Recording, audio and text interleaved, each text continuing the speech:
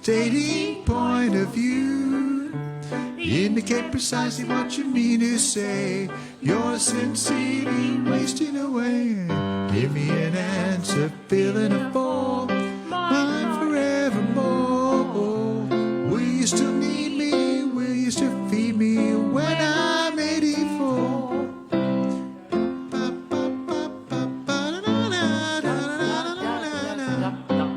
We must remember that.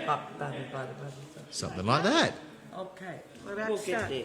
We will see. Grab your bag and go and sit down. Sure. You doing a little speech bit? Yes, just a little After, bit. Just a little. after the talk. Oh, gosh, yes. No, you're good, sure. Right, run sheet. Good, thank you.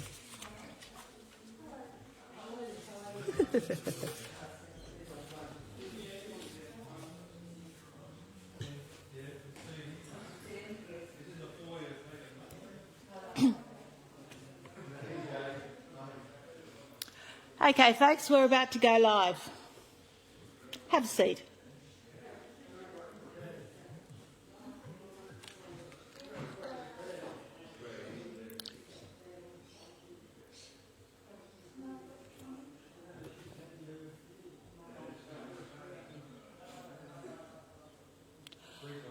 Well, good morning, everyone. Good morning to those who have joined us in the building today, and good morning to all the people who are watching on Facebook now and in a few days to come. You might think this looks like a church. Well, it is. We're meeting here, and Jodie and Jacob very thankfully are live streaming the meeting for us so that you can all join us. Some special shout-outs to John and Patricia, who I know are online, to Marianne, a few people from Parkinsons New South Wales are watching. So it's good. A few people have joined us today. Now, what's happening for the rest of the year, you might ask? On the 1st of November, we are allowed to have, what do we say? We are opening up as such. So in November, we're going to have a picnic. And we're going to have that picnic on the way to the blowhole. We had a picnic there earlier in the year. And it's a part that's got lots of shade, and we can buy food at the cafe or you can bring their own. It's going to be a Christmas picnic. So that's, I think it's the 23rd of November from memory, the 4th Tuesday in November. What else is happening? There's a special carers morning tea. There's an informal get-together on the 2nd Tuesday of November for carers. That'll be at the Leagues Club.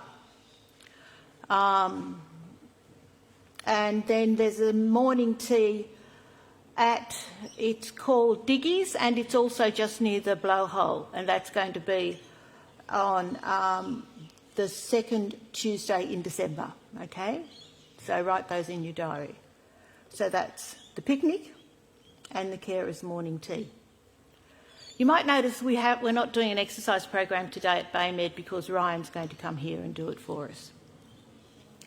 What else is happening? Next March, meeting in March next year, we're going to have a special meeting again with Simon Lewis, and I'll give you a date for that closer to March.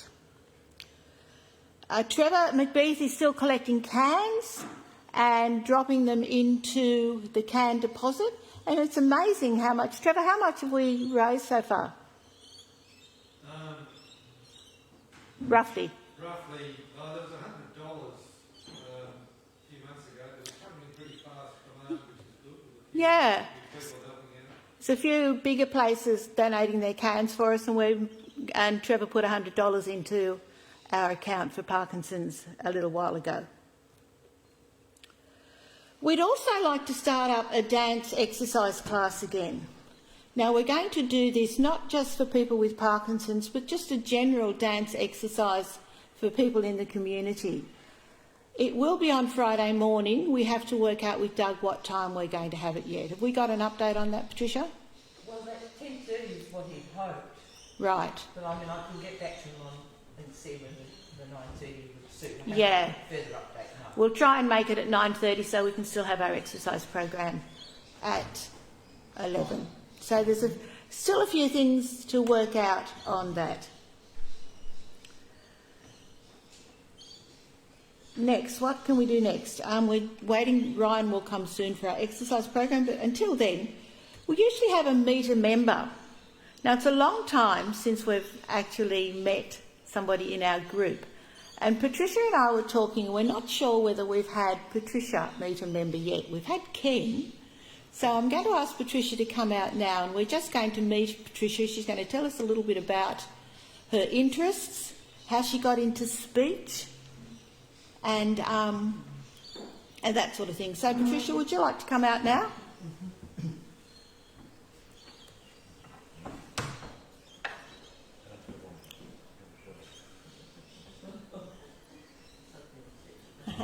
Sprung on you. Yes. So, Patricia's one of the foundation members of our group. She doesn't get a certificate or anything, but she just helps a lot and doing a lot of stuff. So, Patricia, how come you're involved in the Parkinson's group? Because you don't have Parkinson's. I'm very much aware of Parkinson's, and of course my husband has had Parkinson's for 8 years.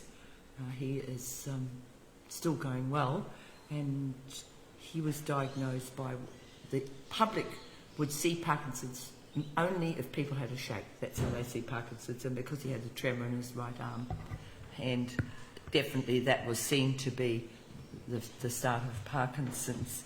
So that's the reason I'm in this group. Is then you formed it, which is fantastic because we're in another group further north, and it's great and supportive, and we learn a lot about some of the great difficulties that people experience with Parkinson's and what they can do to improve this condition that they have. Now, are you asking me now as... How did you get in... For the last couple of meetings, Patricia's done some speech activities, and she's going to do some more speech activities towards the end of our meeting. But tell us how you got into the speech part of helping us with our Parkinson's. I have a licentiate in speech and drama, and I've taught a lot of students in speech and drama. I've put them for exams, the Stedfords, auditions, and as well as that, I also have a background in health because I did actually train and work as a dietitian for 15 years before I met Ken. So that's where it all comes from. I find with the understanding of the speech problems in Parkinson's, I know obviously speech pathologists deal with all the difficulties that people have when they develop Parkinson's with their speech. But I was looking for ways that people could just do something small to help them, and it does assist the communication between themselves and their partner, because one of the main difficulties of speech in Parkinson's is the quietness and the slowness and the hesitancy that starts to happen. That's how I see it, yes. Mm-hmm. So, and as a speech and drama teacher, you have to learn how every sound is made and what goes behind making the sound, all about the organs of speech, all about the production of voice and how the voice is carried and the resonance and so on. Obviously, speech and drama, there's the acting content as well, and also you're projecting the voice a lot more than you would be as a normal person speaking in to your partner, etc. If we had our little speech activity now, would that throw you out? No, I wouldn't. All right, well, let's do that. I've got one audience here, and then I've got another audience through Facebook. The first thing is to maintain a good breath control, and sometimes with Parkinson's we start to get a little bit of deterioration of the physicality of our bodies. So I'd like you to just take a good deep breath and breathe in, and then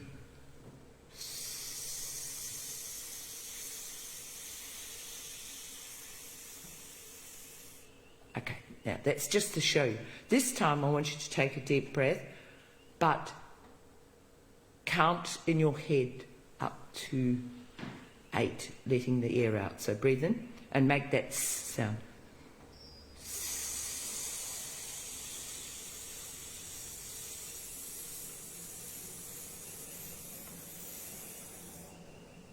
So it's a feeling of getting more relaxed. And if you feel at this stage a bit stiff in the shoulders, which I tend to be in the mornings these days for some unknown reason, lift up, right up to your shoulders and then right down without hurting yourself. And it just helps to release that thing. And out. Now, I decided today that I would move on quickly to the next point where we had the tongue twisters last time. We've had those several times. And get into things where you really are going to say things loudly. Is it? So what everybody is saying at the moment is say, holiday. And I want it, holiday. Holiday. Much louder than we normally would think, because that helps us to start to speak with greater projection and loudness. And the next one is, imagine they're all coming to the door, they're all arriving. Family. Family. And the next one is friends. Friends. I can see them, I can talk to them. I don't have to be on Zoom, on the phone. They're live, they're here. So all you need to just say is friends. Friends. Now, the next one is how many weeks till Christmas? Christmas. Okay, so how loud was that? Much better. I hope everybody in the home on their Facebook is trying to say it louder, because I know the person looking after the Parkinsonian person finds this. A couple of times ago, I spoke about the pace of the speech. So we're going to bring out the important words. So now we've got, I am going on a holiday. I am going on a holiday. And that gets really thrown out. We are seeing our family for the first time in 6 months. What? You can make it up. We're seeing our family for the first time in 6 months. Or 3 months. We are seeing our family for the first time in 6 months, yes. Okay, I'll have it from the audience, from our people here. Yes? We are seeing our family for the first time in 6 months. And do you notice when you push that loud word out, you have to really push from here. So, right. So this is the start. Now, where do we go from there? We have to really practice.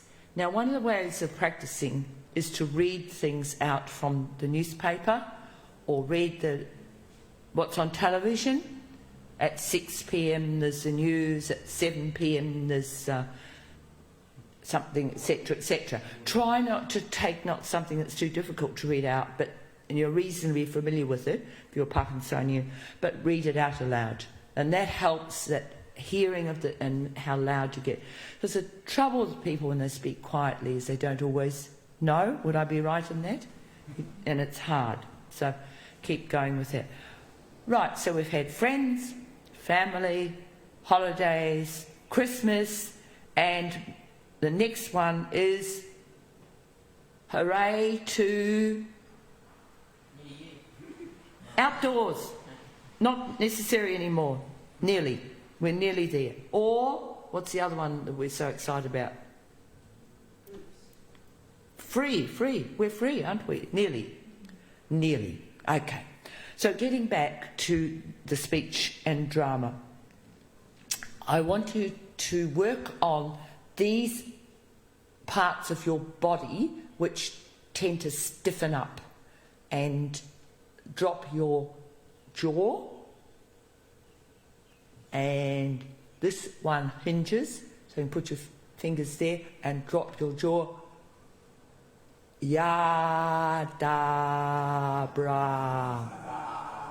Ya da bra. And then good. I see some people there, that's great. And now pushing your lips forward and thinking like a trumpet. I used to find this exercise, so you're pushing them forward, stretches. There's so many muscles in here, something like about, it was well over 20 little muscles, so, ooh, and then stretch back, Cheshire grin, stretch back. Now, it doesn't feel natural, but by gosh, it does work. Push and back. And now screw the face up. Remember, the wind's not going to change. Remember, always that one? It doesn't. It makes all this work in here and here. Okay. So that's 3 things. And the other one is to la la la la la la la la la la la la la la la. I know that's singing. If you don't have to sing it, but just la la la la la la la la la. La la la la la la la la la. La la la la la la la la. Okay, so what you've done, you've stretched and dropped your lower jaws. You get a nice stretch through there. You've pushed your lips out and you've given your tongue a bit of a workout. And finally, to work out is the blue, black, bug's blood, and we'll just finish with those, and the red. So do the blue, black, bug's blood, blue, black, bug's blood, blue, black, bug's blood, red leather, yellow leather, red leather, that's it. If you even your hands get the rhythm. Red leather, yellow leather, red leather, yellow leather, red leather, yellow leather, red leather, yellow leather. Very good. Congratulations.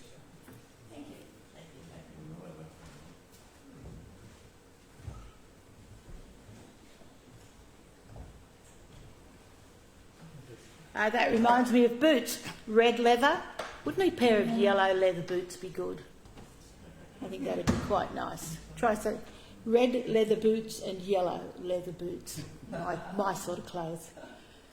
Right, we're going to continue being active, and Ryan from Baymed's come and he's going to go through some exercises for us. I hope everybody at home might need to get themselves a drink of water, have sensible shoes on.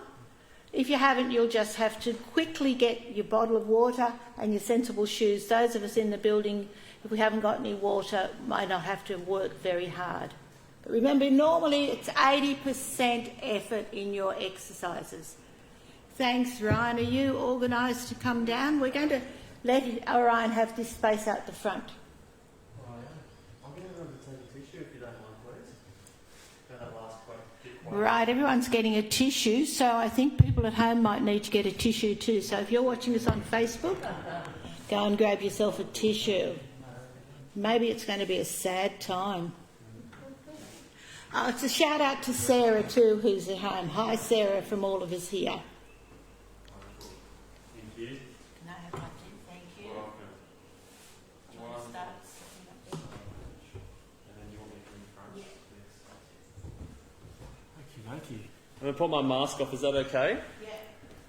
So everyone can hear me at home. Alright, so welcome everyone. Thank you for having me today, and hello to everybody at home watching on. So what we're going to do today, I'm going to run you through a few different exercises with a bit of a focus on hand dexterity, so working our hands. There is a little bit of a focus as well on a little bit of movement and balance. So we've got a bit of a mix. Just before I do start today, I did have the privilege 2 weeks ago to talk with Dr. Natalie Allen, who's a specialist in falls prevention in Parkinson's disease. So we looked specifically at virtual reality in Parkinson's management, which is a new emerging technology that's coming through to help train putting someone through their paces without making them unsafe. So that's the purpose. So far, the technology that's shown to be better than what we currently do isn't available to the general public, but the options and technology that is available is actually just as good as what we currently do. So there's a bit of a balance. Just so you know, a bit of an update on what we did with Dr. Natalie Allen 2 weeks ago. Righto, should we get started? If you feel comfortable, please stand.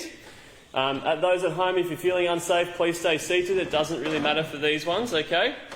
Righto, I'll come in front. First one we're going to do, holding on to what you've got in front of you. Feet wide apart, toes facing slightly out. Alright, we're going to go through some squats first just to warm up. So dropping down nice and low, coming back up. We've got 10 to do at home, 2.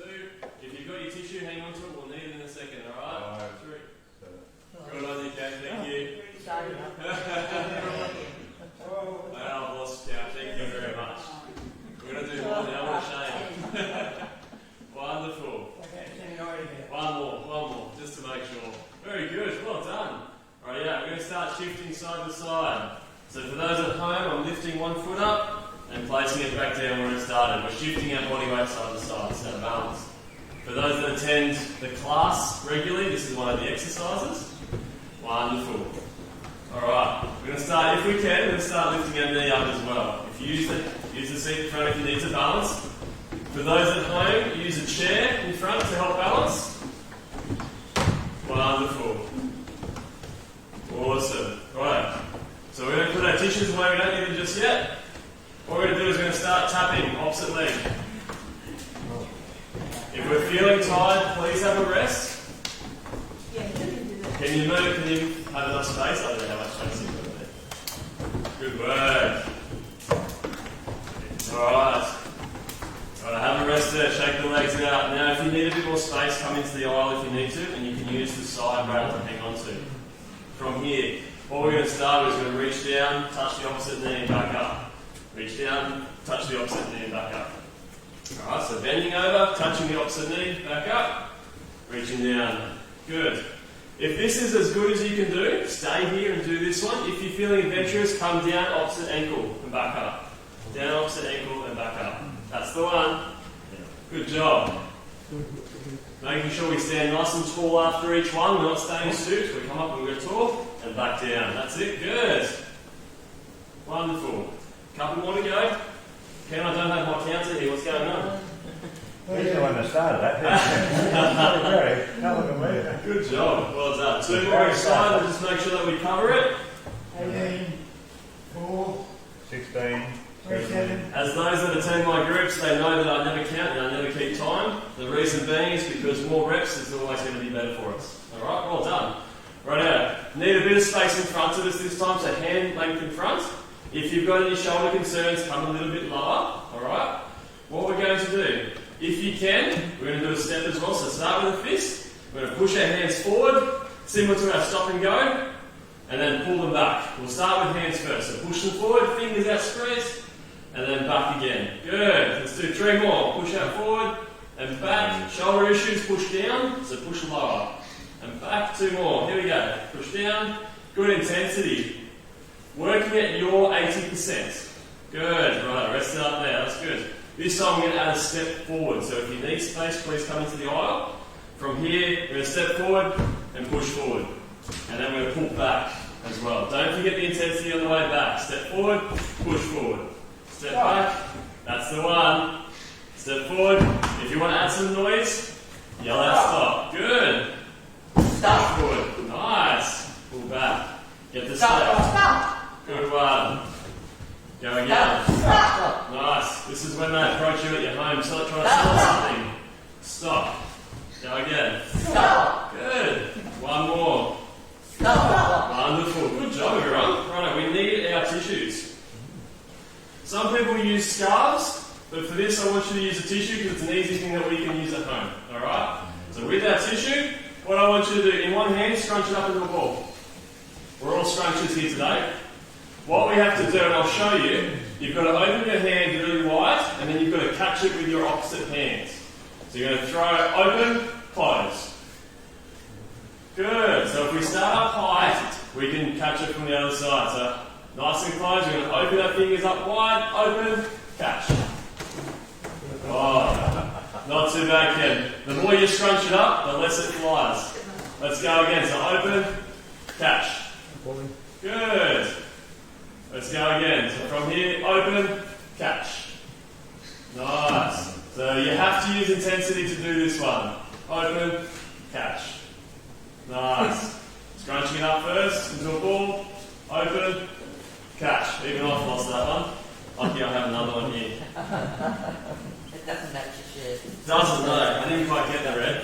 Thanks to Leslie for this scarf too. So scrunch it up into a ball. If you've got a scarf like this at home, you can use a scarf. We're going to open, close and snatch. Good. Let's go again. This is very similar to your scarf snatch. Right now, let's go. Open, close. Good. They went flying. Very good. 2 more each side if we can. Alright, big hands, open, close. Good. Rightio. I've got 1 more on this hand to do. Open, close. Good job. Alright, how are we doing? Has anyone lost their tissues? Couple? Everyone's just got them back? Wonderful.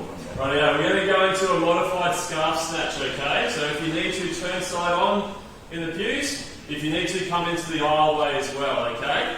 Making sure we shake out our tissue this time so it's not as scrunched up. So we shake it out. I'll start with the tissue and I'll come back to the scarf.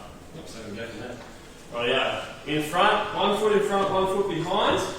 Alright, start up the top with our scarf this time instead of the bottom. And what I want you to do is we're going to open our hand, let it fly, catch with the opposite hand. Oh. Good, that's it. Watch it again. So make it nice and loose so it's going to fly. Alright. Let it go, open the hands, catch opposite hands. That's good, good balance, nice work. Let's go again. Opening up, and then let it go, catch opposite hands. So there's intensity on the catch and release as well. I said if you drop tissues, that's okay. If you're at home, be very safe doing this one, okay? Let's go again. Open our hands, catch it. Nice work, 2 more, here we go. Open our hands, catch.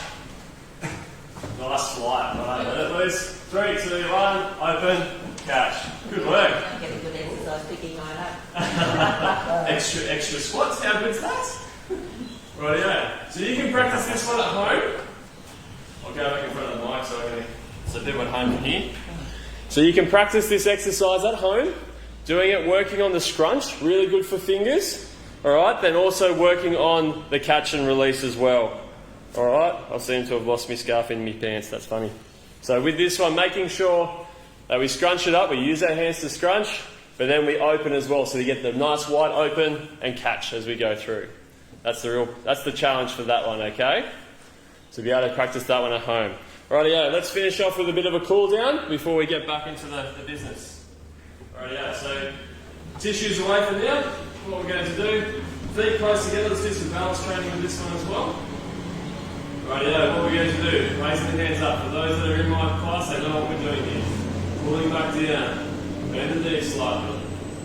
Good. Opening back up, breathe in as you come up. And then pulling back down. If you're feeling adventurous with balance, rise up on your toes. Reach up, rise up on your toes. And then pulling back down again. Wonderful. Good. Giving yourself enough space so we can rotate our hands. We're going to start on opposite hip, opposite bottom. We're going to rotate our body around the opposite way. Now again, rotate around. And again. So as we get older, we don't rotate as much. It's a really important skill to keep, otherwise we get dizzy and that's how falls occur. That's good, well done. We're going to do 2 more each side. Really good. Wonderful. 1 more each side, here we go. Last one. Good. If you've got space, bringing the foot out, heel up, toes facing up. Good. And then touch with the toe. Go to heel and toe. For all you line dancers out there, some great ones. Good. Heel to toe. Heel to toe. Swapping over, other side. Heel to toe. Good balance exercise too. Toe. Heel to toe. 1 more. Heel to toe. Good job. Rightio. Reaching forward, knee, hand sliding down towards our ankles as far as we can go.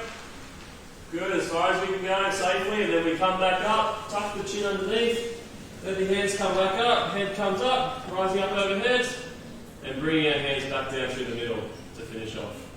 Well done. Good job, everybody. I'll hand you back over to Leslie.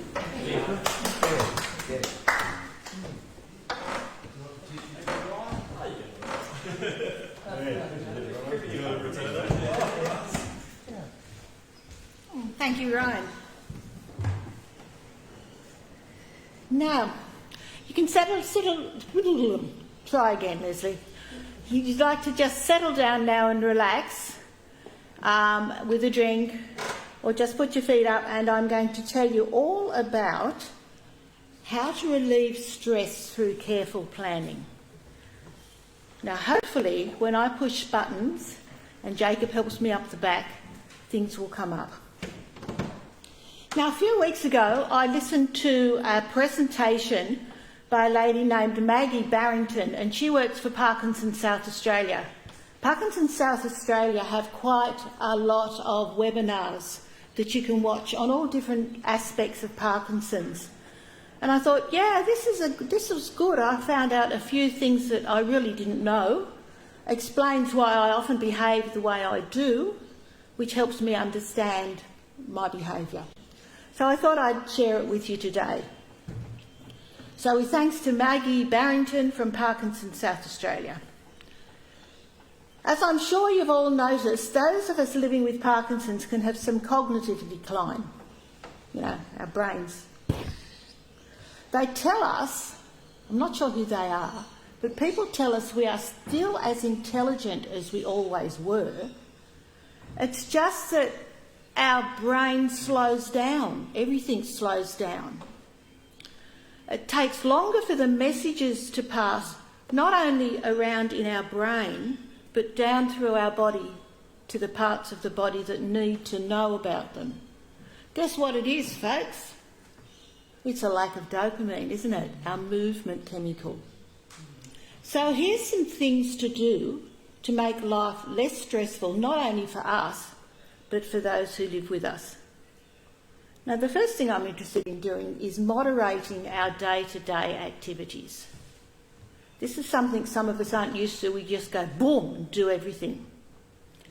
But fatigue or being tired is a common Parkinson's symptoms. So we have to actually plan periods of rest. Did you know that NASA, the space people, recommend that their astronauts have 20 to 40 minutes rest every afternoon or every day? So I no longer have nana naps, I have a NASA nap, which sounds much better. So make sure you have a NASA nap each day. Good thing to have. The next thing to do is to conserve your energy. If you haven't got a lot of it, make it go further. Physical fatigue takes a huge toll on our bodies. Think about the stuff that you do each day, things that other people don't do. Continual tremors, the extra effort to do things, the brain power to remember, as Patricia reminded us, to talk loudly. When we write, we concentrate more. We have to control our hand to do so many day-to-day activities. When you're walking, you've got to concentrate, lift your feet up, swing your arms, all the things that used to come naturally, and other things that are pertinent to you. It's exhausting, so we need to conserve energy. What can we do? Try not to burn up too much energy. So, like, if you can simplify a task, simplify the task. One of the things some of us need to do, I think, is to lower our standards or our expectations of ourselves a bit. Because this will preserve dopamine. So if you don't sort of do it as well as you used to, it's okay. You still have a go at doing it. For example, if you've got more energy in the morning, do things in the morning. If you can find somebody else to do it for you, get the person to do it for you. If you're having a tired day, put things off till tomorrow, even if this goes against the grain. If you need to stop, stop. Don't be a martyr. It often makes things worse. And don't be pig-headed. Okay, you used to be really good at doing things, you used to do things quickly, and you used to do heaps of things in the day. But maybe it's better not to now. Maybe it's better just to let some things go. You'll actually be more productive in the long run. So you need to conserve the energy we've got. Sleep's important. That's the next thing. I'm not going to go a lot into sleep. Sleep at night is important. If you're not sleeping, Don't stress about it, because that'll just make you not sleep even worse. There's lots of strategies around to help you sleep. So explore these and see what works for you. If you like, we might even do a session next year on sleep, and we can talk to each other about different ways of doing sleep. The next thing we're going to look at is a stressful time, which is our neurologist appointments. We need to plan for our appointment. Some people tell me that they actually have to wait longer for an appointment, and when they get there, the visit's shorter, and it's all very stressful. Fortunately, not all neurologists come into this category. Mine certainly doesn't. So be prepared. Thanks, Jacob. I'll get you to do it. I think it's easier. Take any test results you have with you. Don't assume your results have been sent through. Even if the secretary at the GP's office says, I've sent the test results through. Sure, she sent them through, but did they get to your neurologist? Maybe, maybe not. So just to take the stress away from yourself so you're not worrying about it, any test results you've got, take them with you. The next thing to do is to list the 3 top things that you personally want to discuss with your neurologist. It's easy to get rattled in the appointment and forget. Keep a symptoms diary. What do I mean by a symptoms diary? A symptoms diary is where for a week or 2 before your we're both doing it now. Jacob's trying to help me. I'll leave Jacob to do it. You're right. I'll put that down. I won't touch it. See? Simplifying a task, delegating. I'm up to keeping a symptoms diary. A symptoms diary is just a very brief account of when your symptoms are better, worse, etc. When, where, and what symptoms. See how they relate to exercise, for example, and how they relate to your medication. Because you might forget, you're rattled, you can't remember these things. Just write them down, and that helps you talking these things through with your neurologist. Helps him know when the best time for you to take your meds are too. Take a complete list of your current medications with you when you go to the neurologist. You might be taking some supplements and you don't think your neurologist is going to approve of it. Doesn't matter. He still needs to know that you are using medical marijuana or whatever it is, or you're doing some other sort of natural therapy. Let the neurologist know. Take a note taker with you. Somebody usually takes us to our appointments. Get that person who takes you to the appointment to actually take notes. Graham's really good at this. He takes notes so that when we go home we can talk about what's been happening with the neurologist, because you can't remember it all. You're busy, trying to remember the point before. So if somebody comes with you and takes notes, I find it very helpful. And once again, that's one stress that's taken away from you, because you're not trying to remember everything. You can't take notes yourself because you're too shaky for a start, and you're trying to interact with the neurologist. And when you go to the neurologist, go with realistic expectations. The neurologist mainly deals with medications and physical symptoms. He's not going to be able to syringe your ears out if they're blocked or look down your throat and see if you've got an infection. That's not his job, that's the GP's job. But as we get older, lots of issues come into play with our medical condition. You may need to see a geriatrician. I know a couple of people in our group, Barry and Fred and a few others, have been to a geriatrician at Shell Harbour Private Hospital who's looked at everything holistically, and they take in all the different things that might be going wrong medically with you. You'll need to ask your GP for a referral, and there will be geriatricians in the public system as well.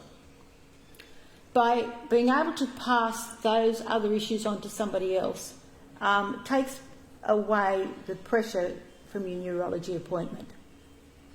Hopefully you'll come away encouraged and not stressed.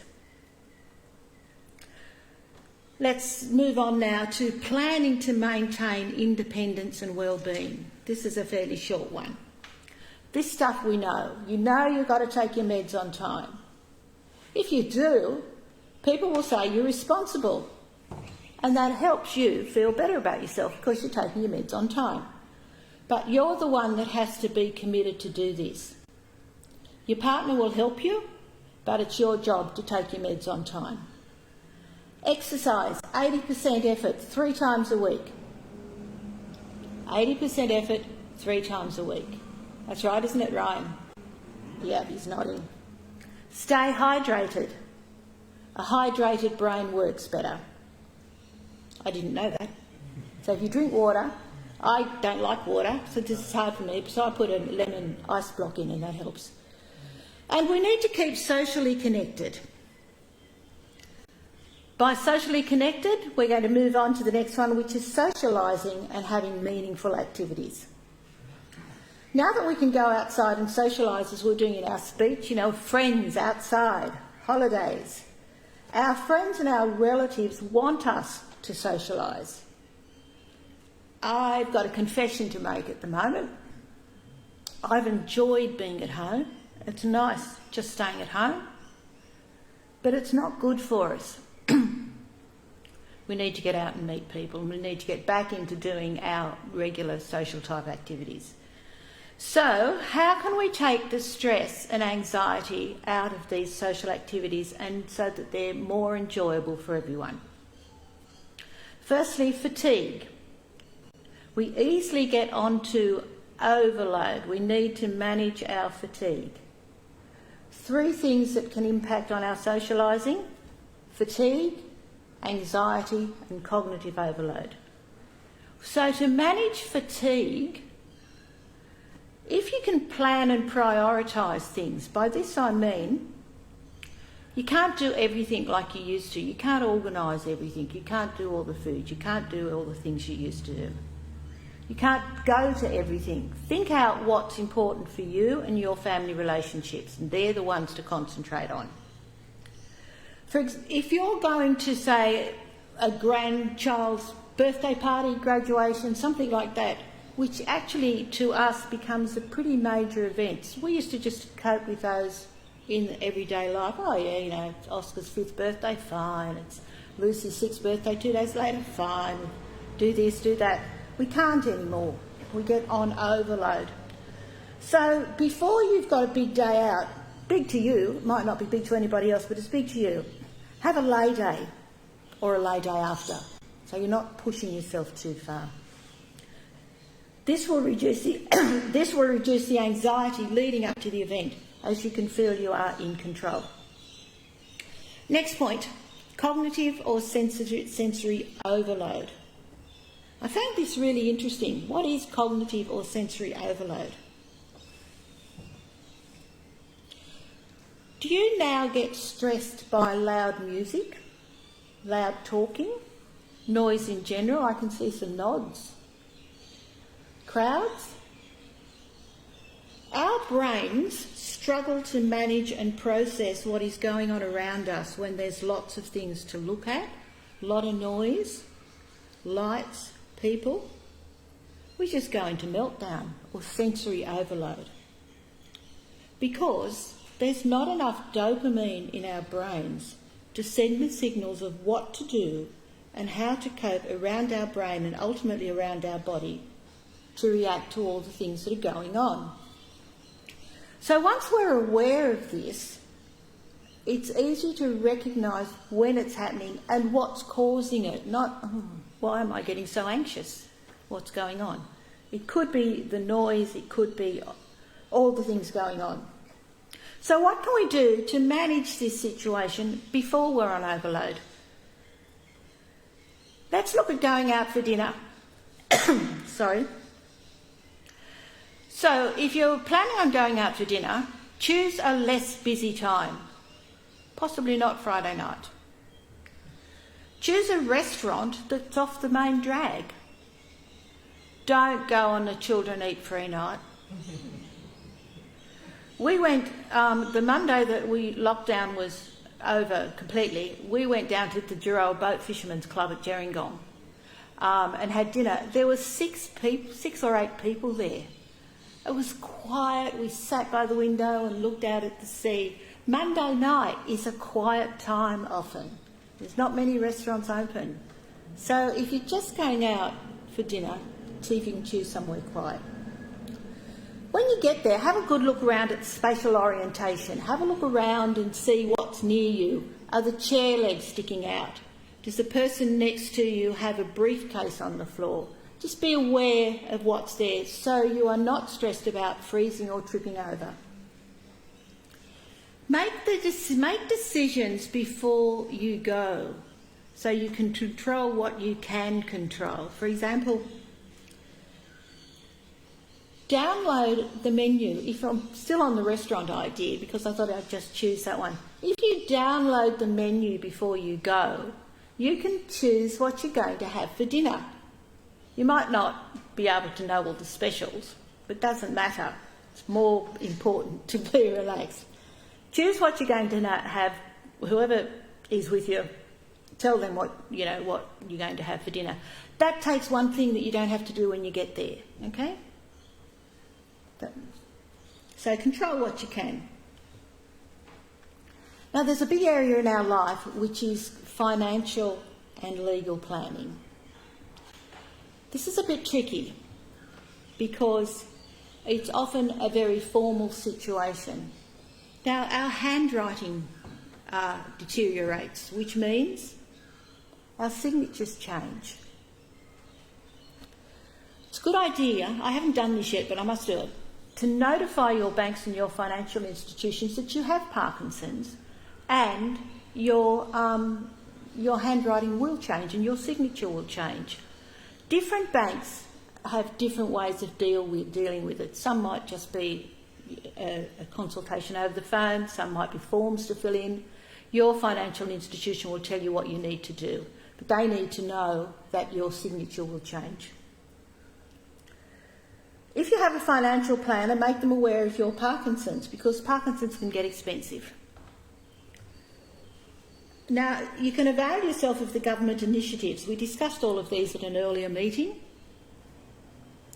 And make sure you do a will, your power of attorney, an advance care directive while people can still understand you, okay, which is important.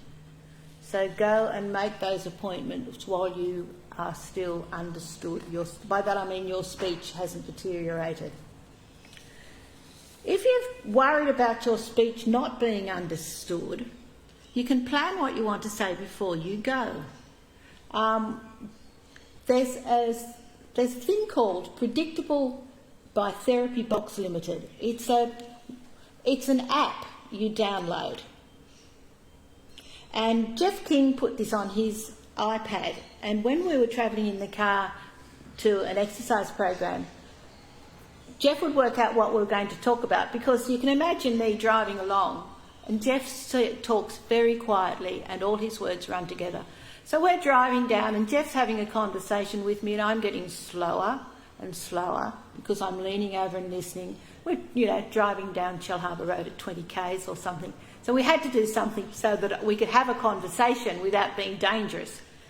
So he put predictable text on his computer, and he would one of the conversations he had already set up was telling me that he'd been to his sister's 50th birthday party. So instead of trying to work out all the words, he already had written out, and this predictable text talked for him the words that he had put into it. It was quite soft, so it's not used in a big crowd, but for going and doing anything legal, you know what you want to say and you know what you want to ask, you can try this predictable text. If you just Google Predictable by Therapy Box Limited, you'll find it.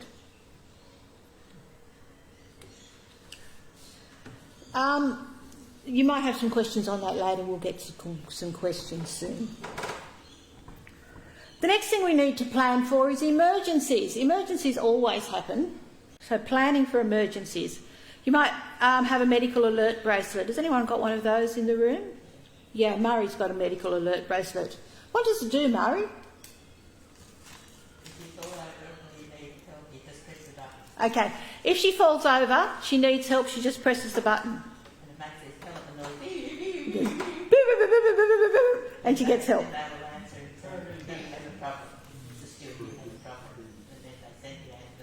Okay, so the people on the other end of the medical alert bracelet pick up the message and send the ambulance. So a medical alert bracelet. Personal alarm, similar sort of... Personal alarm is a similar sort of thing. Now, there's some cards you can carry with you. I've got one of those on the next slide. We might go to that slide and show people. They look like this. You can't see that, but I just wanted to put one up because those in the building. I have Parkinson's. I've given these out to a lot of people. It says on the front, my movements and ability to move may fluctuate. My speech may appear slurred or very soft.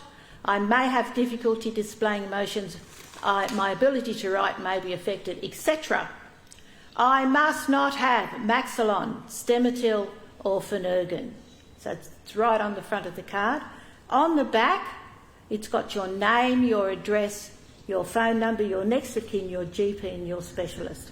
Carry one of those in your wallet. Then if there is an emergency, you've got your personal details and a little bit about your condition. That's the personal card. Move that out of the way.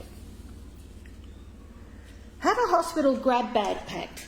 Inside the hospital grab bag goes a week's medications plus directions on when to take them and how to take them and how important it is to have them on time. Now, I suggest you take at least 6 copies with you because the ambos will take one and then the people in emergency will take one and then the nurse, the sis, when you get put somewhere else, they'll take one and then they'll all change shifts and nobody will know where they are. So take masses. They're all there and you can hand them out. So that's in the grab bag. A week's meds plus directions. If you put your week's meds in, of course you've got to take them out every few weeks and take them and put fresh ones in. And there's a hospital sheet from Parkinsons New South Wales. I think that might come up next. It's a brochure which you can get online from Parkinsons New South Wales or you can get from me at one of our meetings. I'll try and remember to bring some along. That tells you all about things to do when you go to hospital. So that's planning for emergencies. The next thing we need is an emergency carers plan. Here we go. A carer needs a U replacement. By that I mean the carer needs to, if the carer goes to hospital or has an accident or an emergency, they need to have somebody who can come straight away to look after you. That person might only be able to come for an hour or two, but they might just be a neighbour or someone close who can drop everything and come. Then have a second person who can come and stay overnight. You need to set this up and you need to have an emergency care plan written up, contacts, medicos, medication lists, likes, the needs. And this will help your person living with Parkinson's to not have an anxiety attack if you have an emergency. I also have emergency carer cards. That can come up next, I think. Have we got a picture of that one? Looks like this. I know it's hard to see, but the people home on Facebook have got a pretty good picture of those. People in here can see the real thing. Your name, the name of the person requiring care, the relationship to that person, and it says, if I am sick or in an accident, the person in my care requires immediate attention. I care for someone living with Parkinson's, and it's important that they get their medications on time. And on the back, of course, it's got emergency contacts, name, relationship, telephone, and a second one with the same thing on it. So that's a carer's card. Another thing that carers can do, so they don't crack up, is to plan for some respite care. By that, I mean take care of yourself so you can take care of the person living with Parkinson's. There's a government initiative called Carers Gateway. It provides emergency respite, advice and day or short-term respite. There's a 1800 number there you can ring, and if you googled Carers Gateway it should take you there. Lots of information. Barbara de Hossen, one of our members, has used it, and it's an emergency sort of resource. And the next thing you can do, of course, all your questions can be answered when you ring Parkinsons New South Wales. Their helpline is absolutely brilliant. There's nurses, counsellors, they know a lot of stuff. One of our members, Claudia, asked me if she knew when we could have our booster vaccination. I said, I don't know, but ring Parkinsons New South Wales, they will know. And Nina actually mans that line 2 days a week. I'm not quite sure what days. I think it's Mondays, but I'm not sure. So you might even get Nina, if you ring with a medical problem, you might even get to speak to Nina. But if not Nina, you'll speak to one of their other nurses. So Parkinsons New South Wales, 1800 644 189. And if you have anything at all from Parkinsons New South Wales, their helpline number is always on the card. So you've got that with you.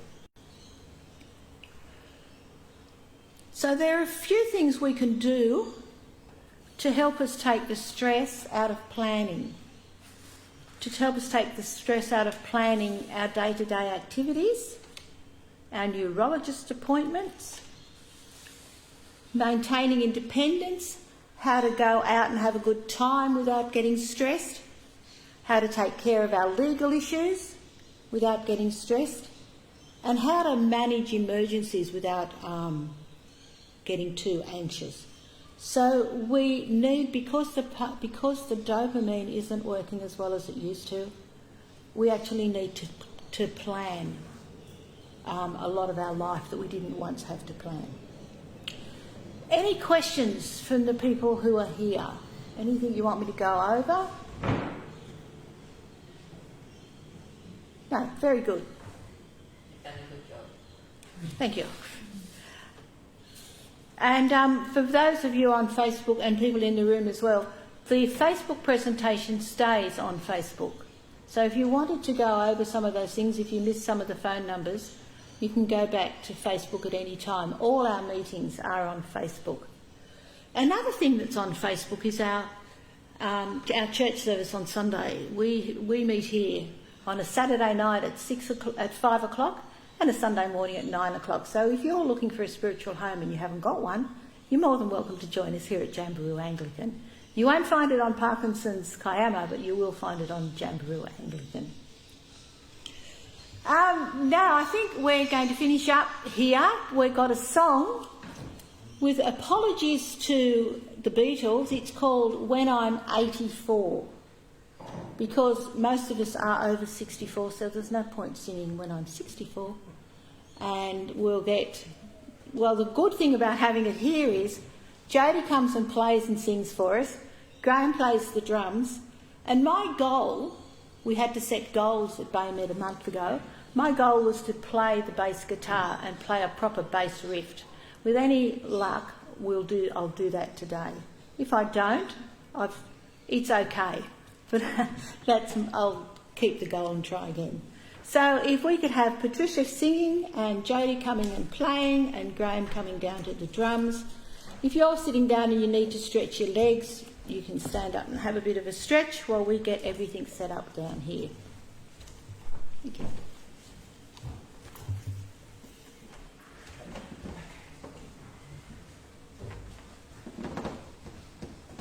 Oh, sorry folks, you're not allowed to sing, but you can hum.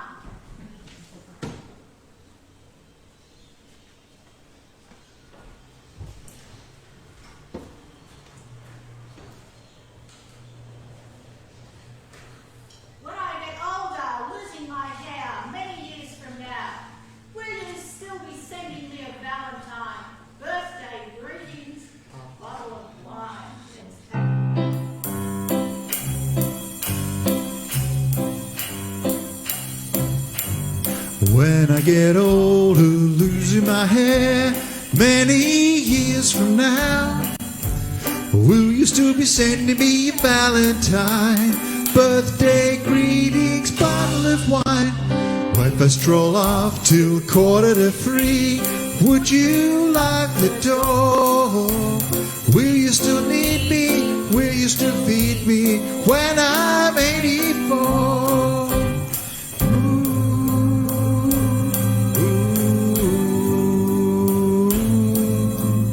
You'll be older too. And if you say the word, I could stay with you. If I be handy lighting a fuse when the lights are out, I can sit and shake by the fireside. Sunday mornings go for a drive, walk in the garden, digging the weeds. Who could ask for more? Will you still need me? Will you still feed me when I'm 84? Every summer I could go to Respite in Panera Street if it's not too dear. We shall scrimp and sing. Ooh, grandchildren on your knee. Lucy, Joe, and Dave. Send me an email, flick me a text, stating point of view. Indicate precisely what you mean to say. You're sincerely wasting away. Give me an answer, fill me a form, mine forevermore. Will you still need me? Will you still feed me when I'm 84? Do-do-do-do-do-do-do-do. Ba-da-da-da-da.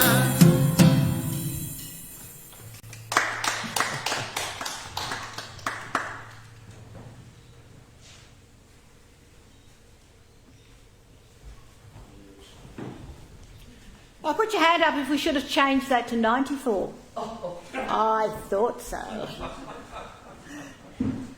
Okay, we try and have a bit of fun, and I think in our live meetings we have a lot more fun. Don't forget, next month, November, is our Christmas picnic.